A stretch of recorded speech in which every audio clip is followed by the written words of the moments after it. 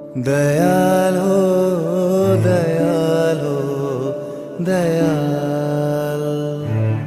दीक्षापत्र कार्य किपरि शारीरिक मानसिक और आध्यात्मिकता पूर्णता तैयारी हुए और ता जो शरीर किपरि सुस्थ रुहे। परम पूज्यपाद श्री श्री आचार्य देव दीक्षापत्र परिक्रमा गंजाम जिले में यही कथाटी कहते। तो आचार्य देव कहते कहीं कहीं कहती डीपी वर्क हेउची ठाकुरंकर काम। मु एटा मानेनी। मु माने दीक्षापत्र काम हेउची देह को सुस्थ रखिबार काम, देह को ठीक रखिबार काम। जड़े 77 वर्षर महिला आसिकी कहला मो देह बहुत खराब रोची, सबुदिन मु 11टा मेडिसिन खाऊची। आउ सेही माँ को स्वामी ऋतिक और पुओ भी ऋतिक से मते कहउछंती कि मु 11टा मेडिसिन खाऊची। पाखापाखि मु तांको 40 वर्ष हैला जानिछि। तांको मु बहुत गाली करिली आउ कहिली जाओ दीक्षापत्र कामरे काम करिवो। से टिके डरी गले। 77 वर्ष बयस दीक्षापत्र काम करने को जीवे, बाहर को गले काले किछि हेबो।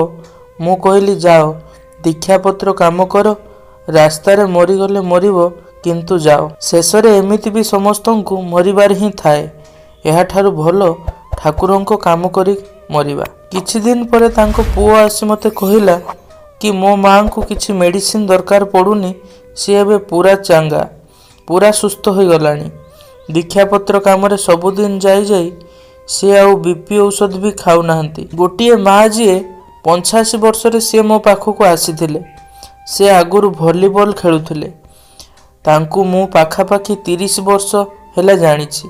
सी आसी मते कहउचंती दादा मु भलरे चाली पारुनी कि बसी पारुनी, मो जीवन बर्बाद हो गला।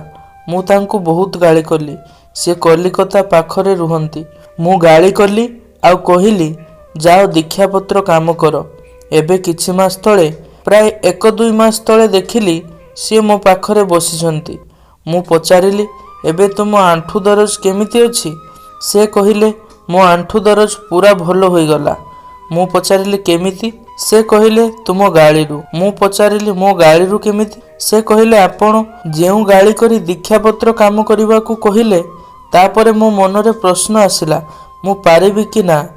एबे मु सबुदिन जाउछि, मो देह चांगा होई गला ओ मन भी चांगा, मु पूरा सुस्थ होई गली। एही दीक्षापत्र कामरे कौन हुए?